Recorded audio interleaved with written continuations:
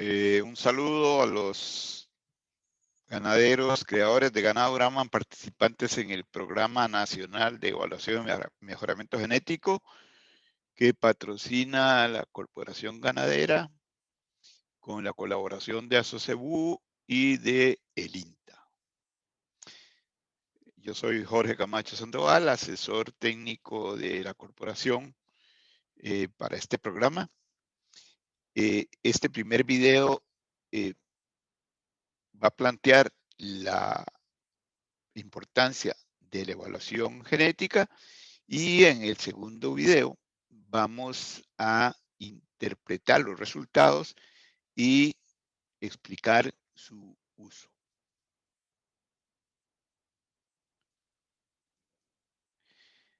Bueno, vamos a empezar mencionando cuáles son las tareas de los ganaderos que se dedican a la crianza de ganado Brahman registrado.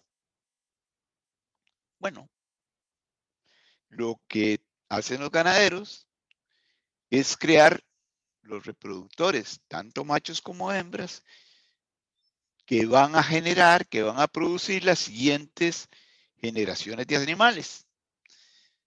Pero no solo se trata de producir las siguientes generaciones de animales, sino que el propósito es que cada generación de terneros sea genéticamente mejor que la anterior.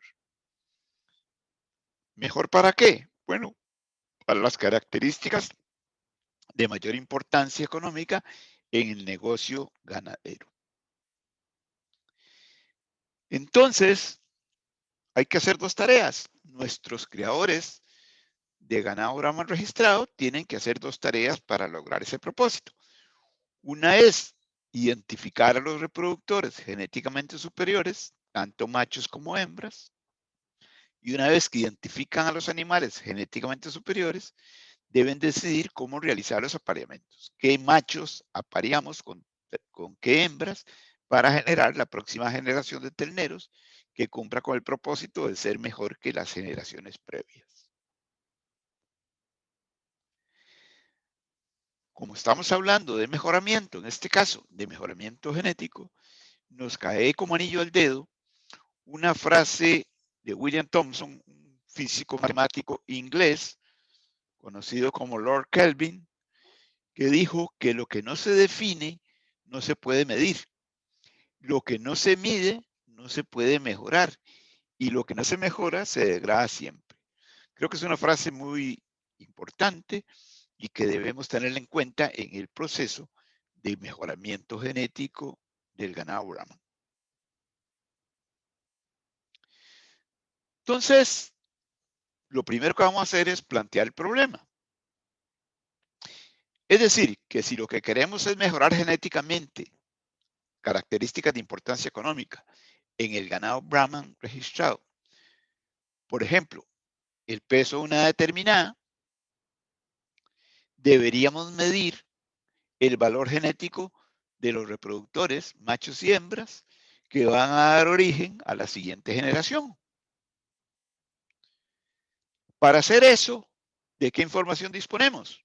Bueno, si tenemos suerte, dispondremos de registros productivos, por ejemplo, de peso y de edad, pero no podemos olvidar que los registros productivos son una mezcla de los factores genéticos por una parte y de los factores no genéticos por otro.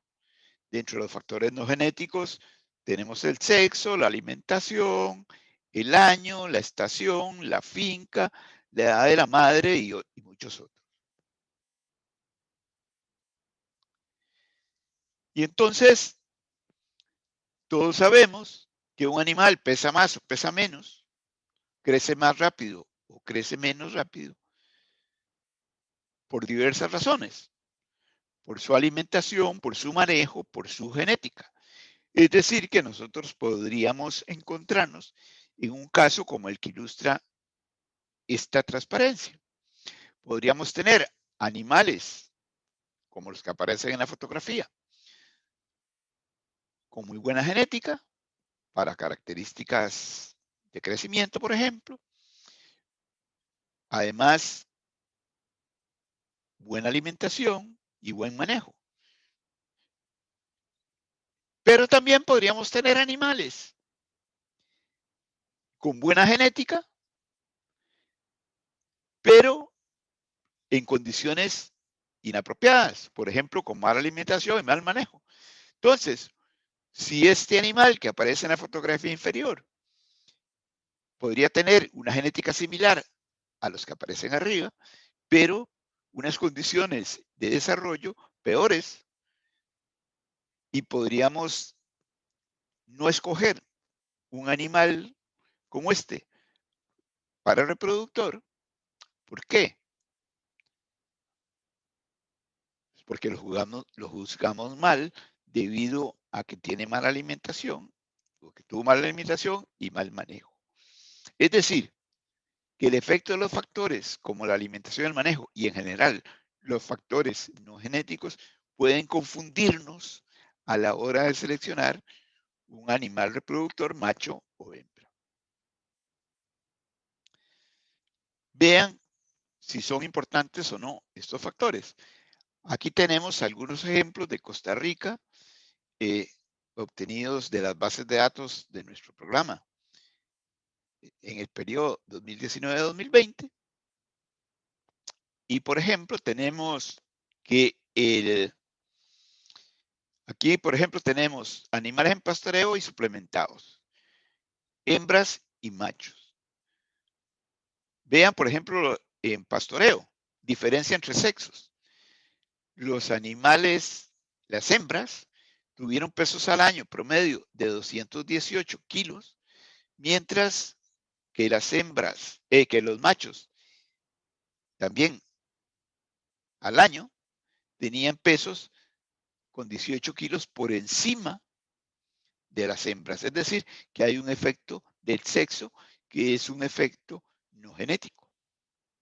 Ahora, por ejemplo, comparemos los machos en pastoreo versus los machos suplementados, todos al año.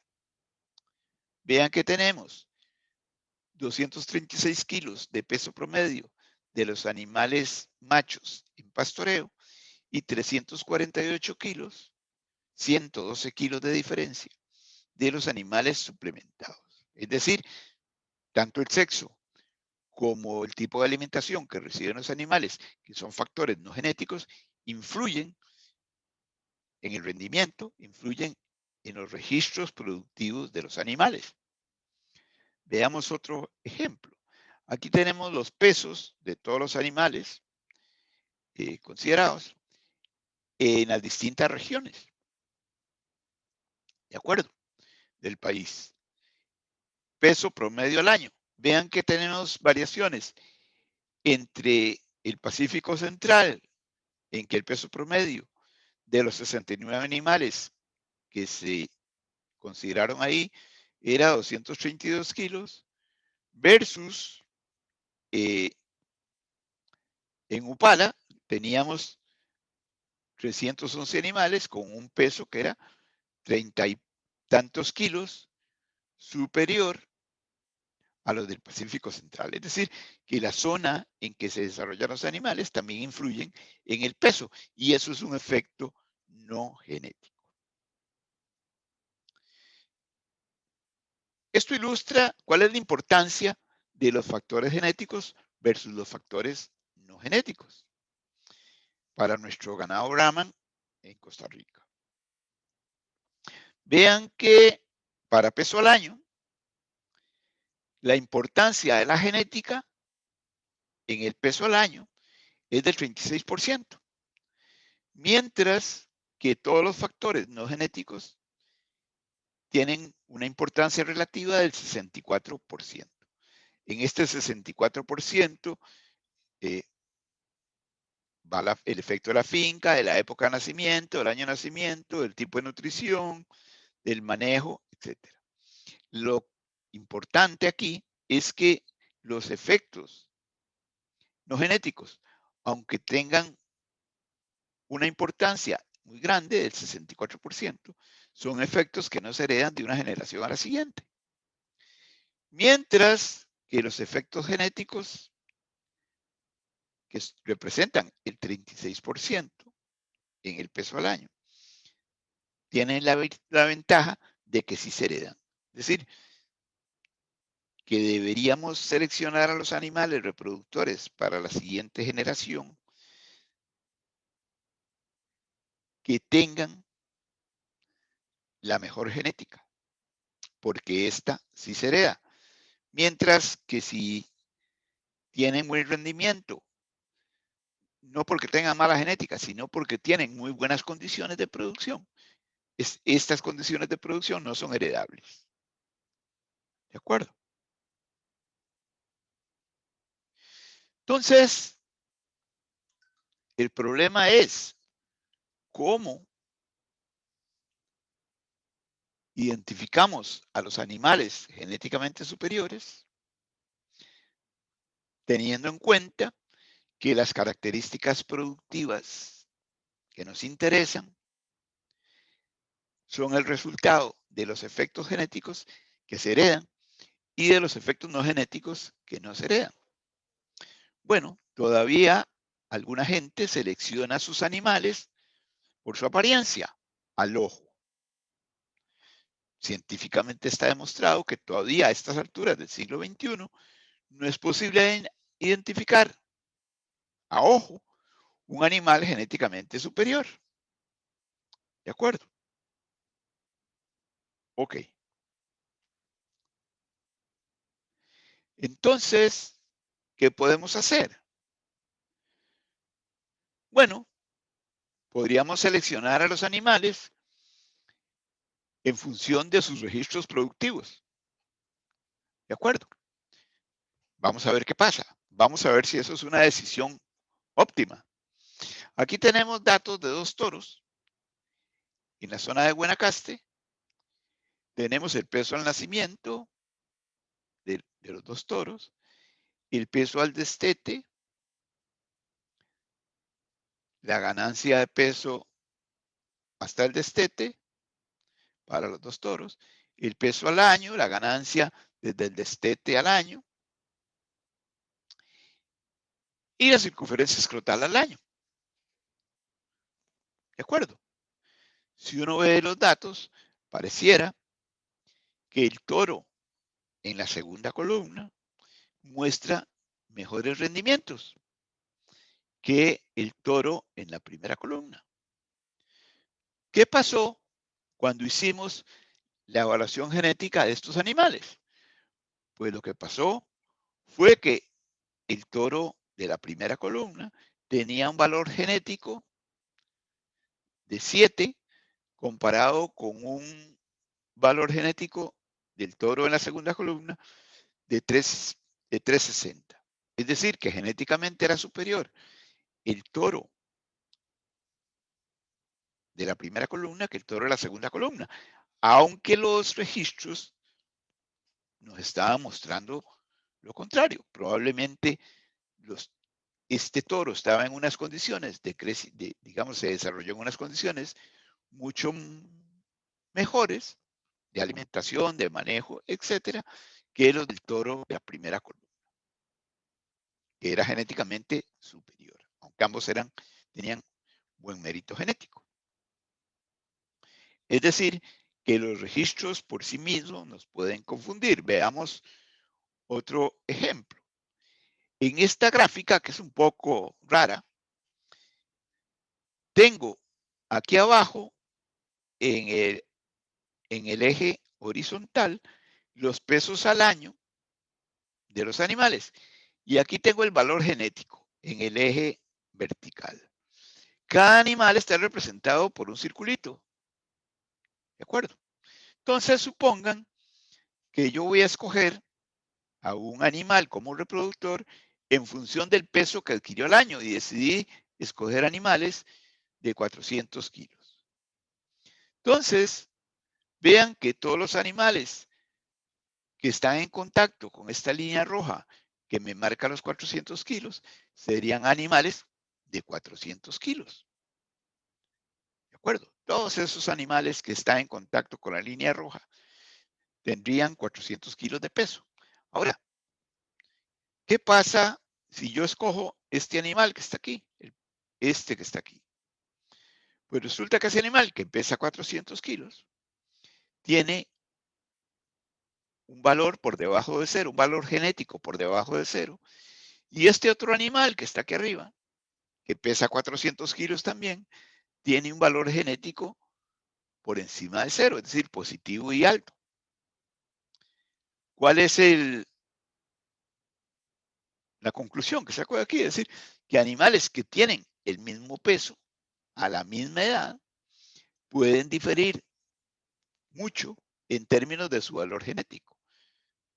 Si no sería nada raro que yo escoja uno 400 kilos y no escoja este, que sería el mejor, sino que escoja uno de los otros que están por aquí, que sería una elección menos sabia. ¿De acuerdo?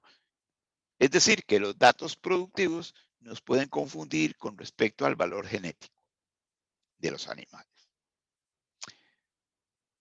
Ok, aquí habría una diferencia de 50 kilos en valor genético entre este animal y este otro, es decir, que nos puede confundir de forma muy importante. ¿Qué otra solución posible tenemos? Pues la otra sería guiarnos por los registros de las crías. ¿De acuerdo? Entonces, ahí muestro datos de 3 toros de nuestra base de datos.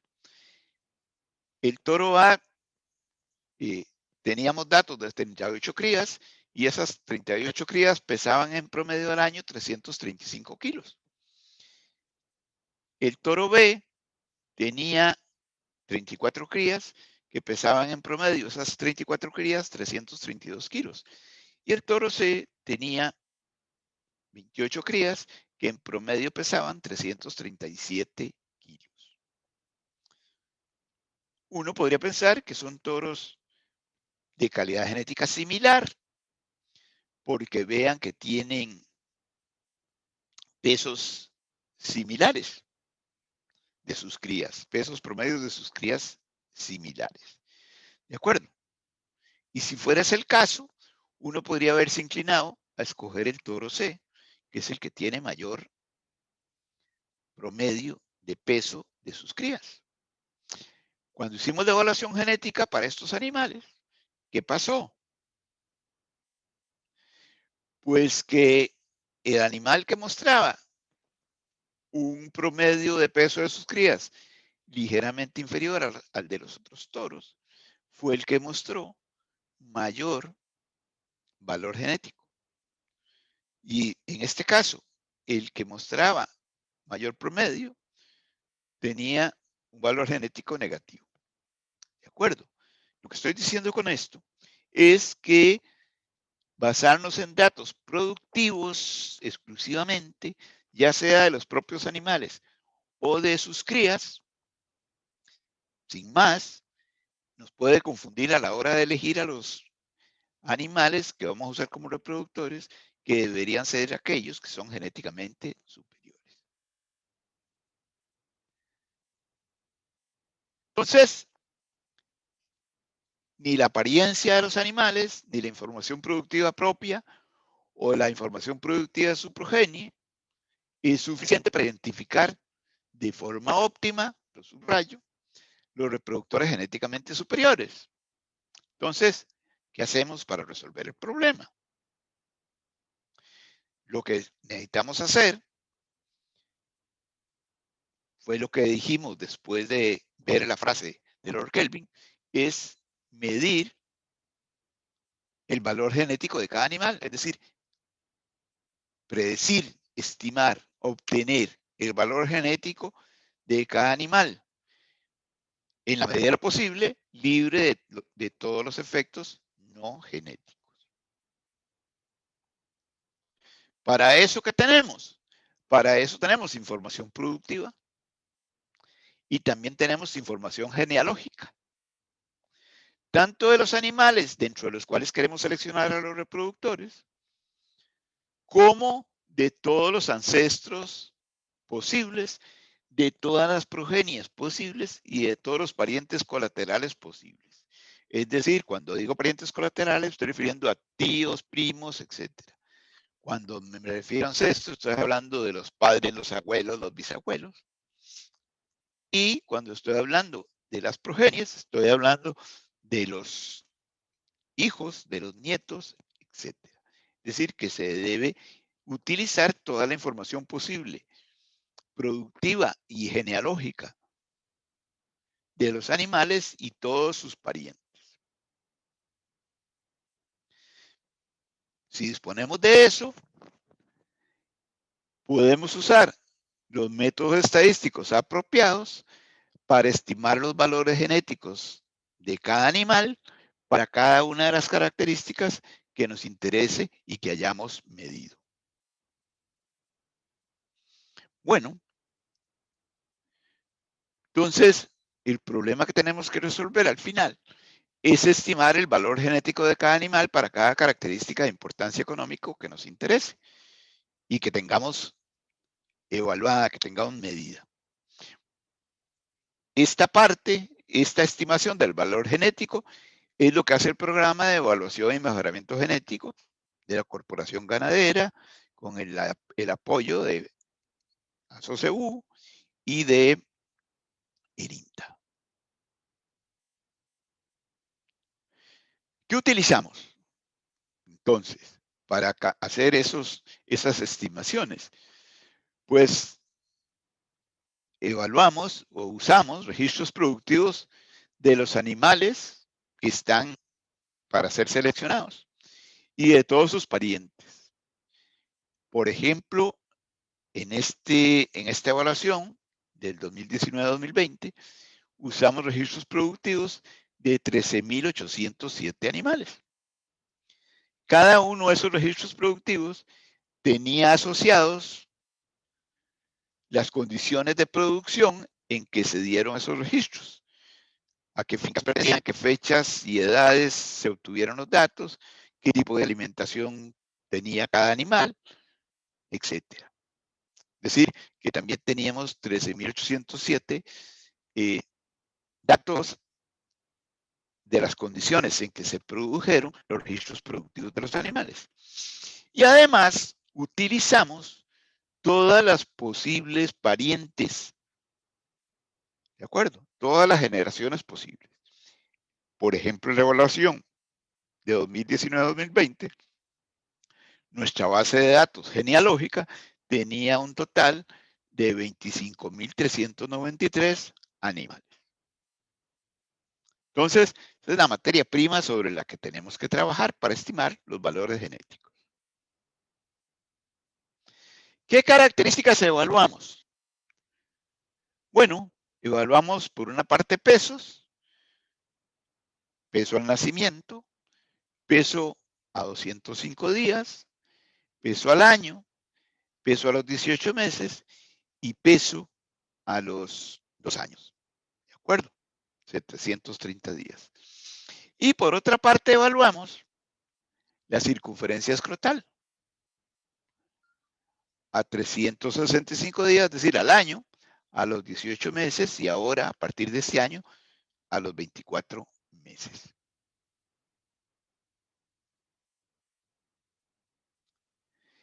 ¿Qué valores o qué factores no genéticos tenemos en cuenta a la hora de hacer la evaluación? El efecto de qué factores intentamos eliminar para obtener el valor genético de los animales. Pues tenemos la edad del animal. Los animales no se destetan a los 205 días. Se destetan por lotes y habrá animales que tienen 205, habrá los que tienen menos y habrá los que tienen más. Entonces tenemos que hacer unos ajustes. Tenemos que estimar cuál es el valor a los 205 días, a los 365, etc. Para ciertas características, como el peso al destete, es importante el efecto de la madre. Uno de los efectos es la edad de la madre. La edad de la madre, lo que nos dice es que madres muy jóvenes o madres muy viejas tienden a destetar terneros más livianos. mientras que madres maduras expresan mejor, digamos, su capacidad. Otra característica que tenemos en cuenta es el sexo del animal, la finca. Hay fincas mejores y hay fincas peores. Las zonas, hay zonas con cierto régimen de lluvias, con cierta disponibilidad de forrajes, etc.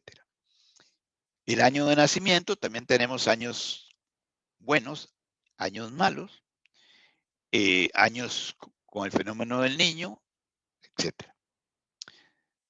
La estación del nacimiento no es lo mismo en lo que respecta al peso de los animales, haber nacido en verano o haber nacido en época de lluvias.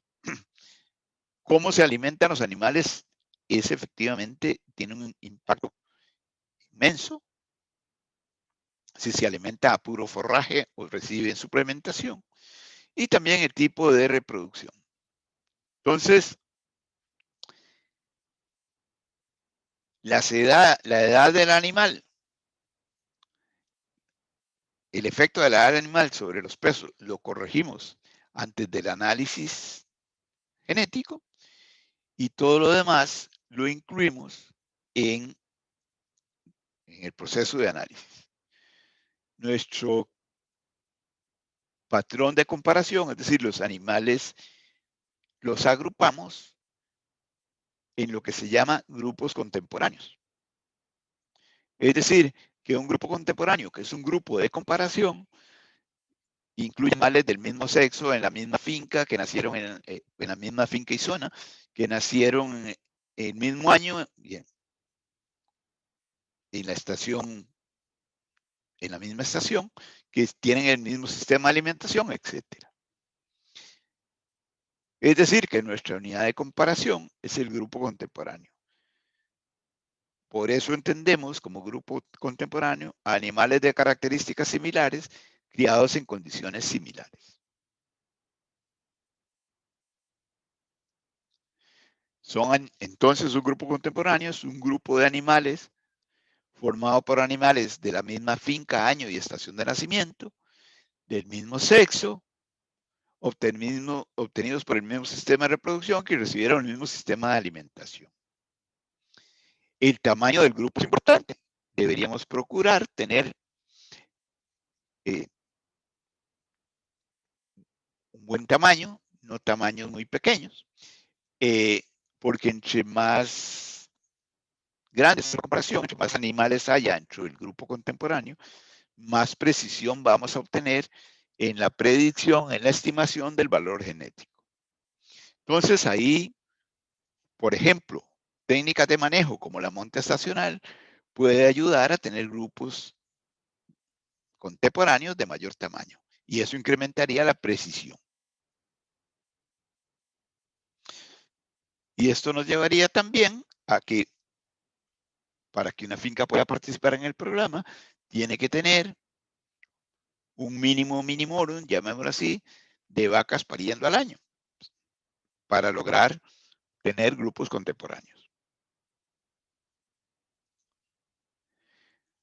Ok. ¿Cómo hacemos la evaluación genética? La evaluación genética, digamos, tiene dos componentes. Uno es el modelo estadístico que usamos y otra es el método estadístico que usamos. En lo que respecta al modelo, usamos lo que se llama un modelo animal. ¿Qué es un modelo animal así en términos sencillos? Un modelo animal es un modelo en que cada animal se describe en función de los componentes genéticos y de las condiciones no genéticas en las que se desarrolla el animal. Bueno, pues vean que es una ecuación matemática en donde tenemos una incógnita, llamémosla así, que es el valor genético del animal, y tenemos otra información que tiene que ver con las condiciones no genéticas en las que ese animal se desarrolló, el año, la finca, etcétera, etcétera. Y lo que nos interesa es, con esas ecuaciones, obtener el valor del componente genético de cada animal, para cada característica. Y en cada característica usamos un modelo animal que no necesariamente son iguales en todas las características. Por ejemplo, sabemos que en características como el peso al destete, peso a 105 días, es muy importante el efecto materno. Por lo tanto, incluimos componentes genéticos maternos y componentes ambientales maternos, como le da la madre, por ejemplo, que mencionaba antes, en el modelo. ¿De acuerdo?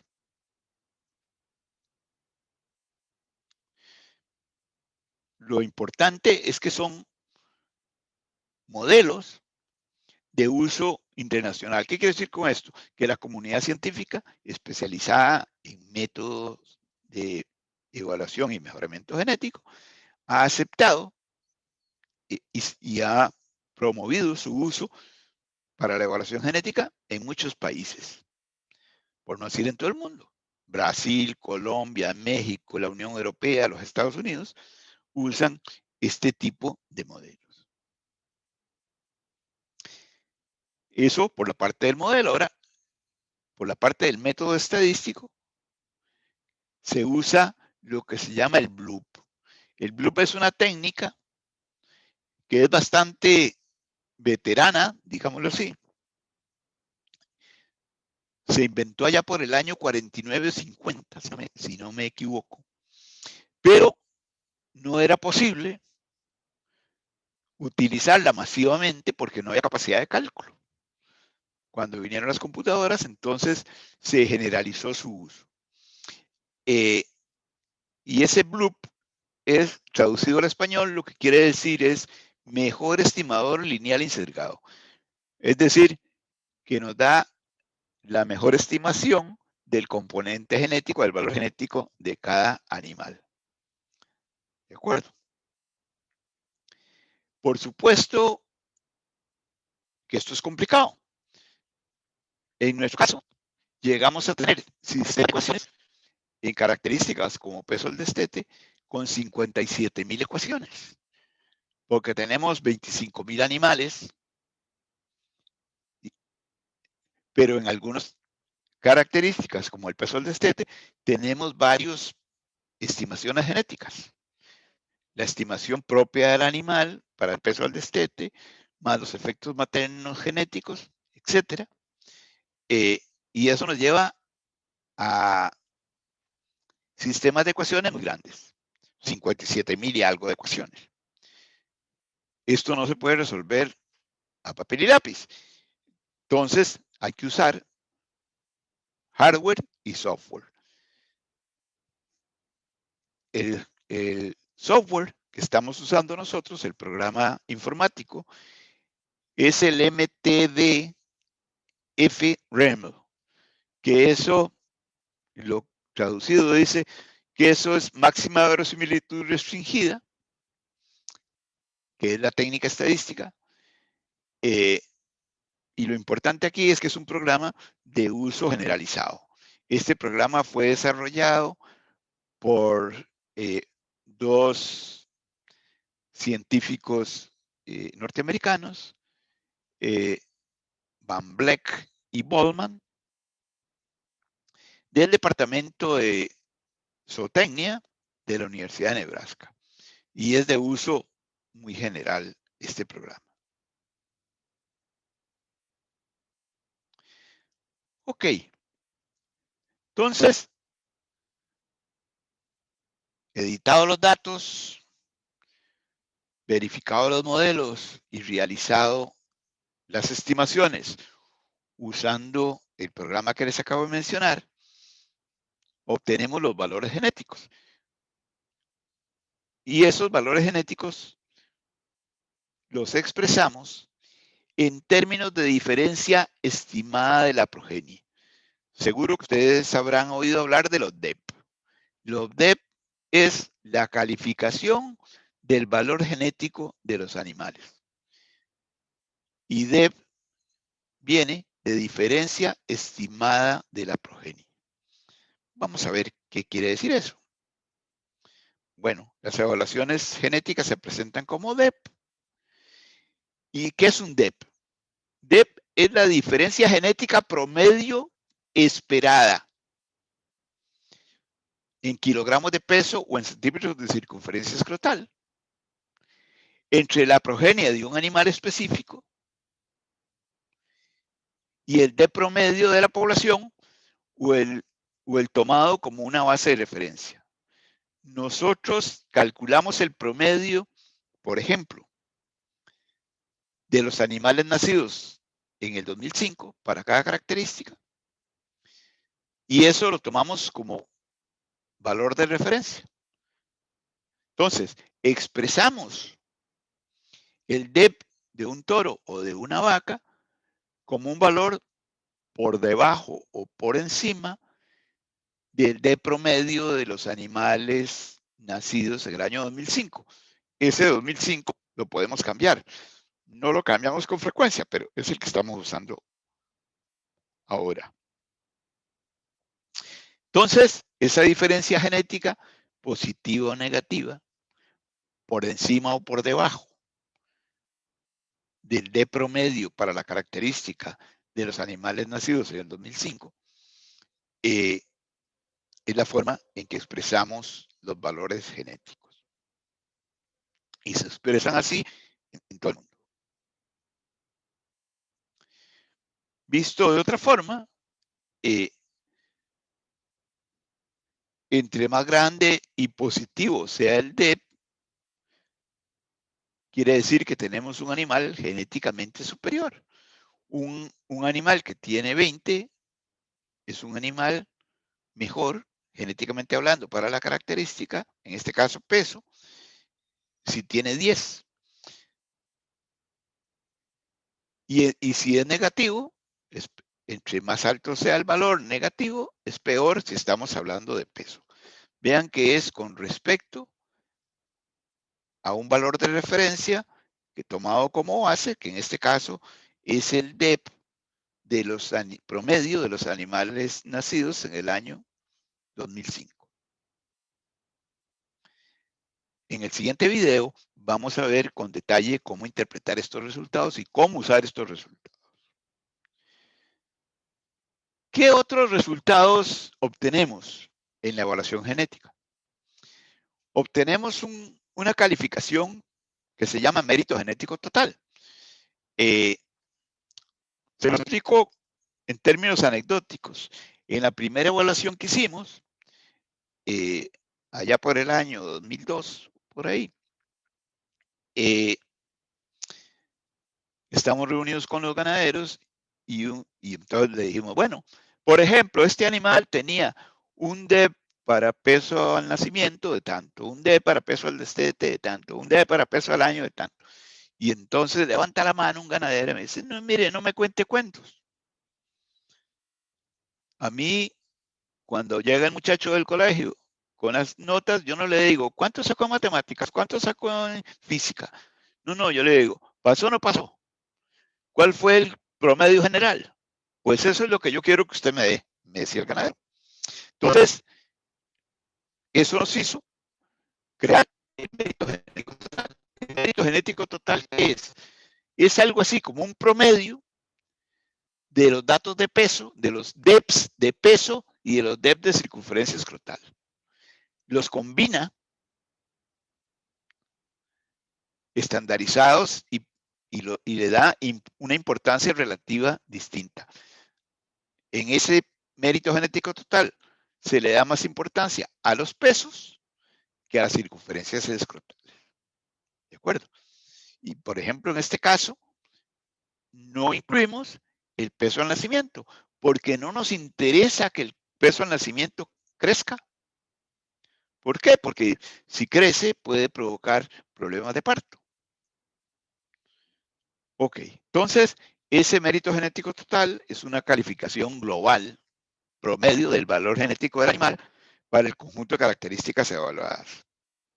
No tiene unidades porque son valores estandarizados. Y entre más alto, mejor. Y siempre son valores positivos. Otra cosa que incluimos en los resultados es la exactitud o confiabilidad. Esto es importante. Cada DEP, el DEP de cada animal, lleva asociado un valor de exactitud o confiabilidad. Esta exactitud toma valores entre 0 y 1. Valores cercanos a 0 me dicen que son poco confiables y valores cercanos a 1 me dicen que son muy confiables. Es decir, que a mayor valor de confiabilidad tenemos que tener más confianza en el DEP. ¿Qué quiere decir eso de más confianza en el DEP? Es decir, lo que se interpreta es que un DEP que tiene mayor confiabilidad cambiará menos en futuras evaluaciones que un DEP con menores valores de confiabilidad. ¿Y de qué depende el DEP? ¿De qué depende la confiabilidad? Perdón. La confiabilidad depende de la cantidad y calidad de los datos utilizados. Entonces, aprovecho para darles un mensaje. Tomen todos los datos, no se confíen en la memoria. Use su celular, use su computadora, procure no usar papel porque se moja, se pierde, etc. Sea cuidadoso con los datos, porque son la base para que tome decisiones. ¿De acuerdo? Entonces, la confiabilidad de un DEP lo que nos dice es si cambiará mucho o cambiará poco a futuro. Y puede cambiar hacia arriba o hacia abajo. ¿De acuerdo? Vamos a verlo un poco más claro, me parece. Una de las cosas que incluimos es el cambio probable de los DEP en función de la confiabilidad. Entonces vean que recuerden que cada DEP para cada animal, para cada característica, tiene asociado un valor de confiabilidad. Tomemos, por ejemplo, el peso al año, que está aquí. Esto es lo que puede cambiar en términos positivos o negativos, hacia arriba o hacia abajo, un DEP que tiene esta confiabilidad. Vean que conforme crece la confiabilidad, desde 0.05 hasta 95, el posible cambio va disminuyendo en magnitud. Es decir, que animales con confiabilidades bajas podrán bajar o subir su evaluación a futuro, mientras que animales con alta confiabilidad cambiarán menos. ¿De acuerdo? Y otra cosa que también incluimos son el porcentaje de superioridad. Entonces, aquí tenemos la superioridad, por ejemplo, volviendo con peso al año, peso DEP a 365. Por ejemplo, en esta evaluación que está por salir, los animales que tienen un DEP para peso al año igual o superior a 487 están en el 1% superior de los animales evaluados. ¿De acuerdo? Entonces, por ejemplo, animales con D para peso al año de 3.31 hacia arriba representan el 5% superior de la población. Es decir, que son la élite. ¿De acuerdo? Entonces, esta es otra cosa que es útil para que ustedes decidan, para que ustedes interpreten si un animal con un DEP para tal característica tiene un valor tal, en qué porcentaje de superioridad de la población evaluada está ese animal. Bueno, también incluimos, estos son datos para toda la población evaluada. Vean, esto es la tendencia genética para peso al año. Esto es lo que está pasando con desde el punto de vista genético, esto es el D promedio por año de nacimiento para todos los animales de todas las fincas que participaron en la evaluación. Vean que ha ido creciendo. Ahí de vez en cuando hay picos que no son fáciles de explicar.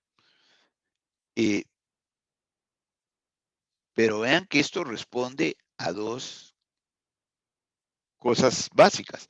Entonces, la respuesta genética depende de varias cosas. Una de esas cosas es que tengamos una buena evaluación del valor genético del animal. Y la otra es que los apareamientos se realicen utilizando esa información. Esta tendencia lo que me dice es que ha habido o hay un crecimiento, digamos, una respuesta genética creciente de los animales, de participantes en el programa, con alguna que otra sorpresa. ¿De acuerdo? Ok. Entonces, la idea de este primer video era explicar la importancia de la evaluación, por qué es necesario hacer evaluación genética. En el siguiente video vamos a poner el énfasis en la interpretación de los resultados, ya con detalle, y cómo usar las evaluaciones genéticas para tomar decisiones sobre qué reproductores deberíamos utilizar más intensamente, qué animales deberíamos reemplazar, sacarlos de la finca, etcétera. Todo con el propósito de que la siguiente generación sea genéticamente superior a la anterior. Esto sería el contenido de este primer video. Siempre uso esta foto para dar un mensaje.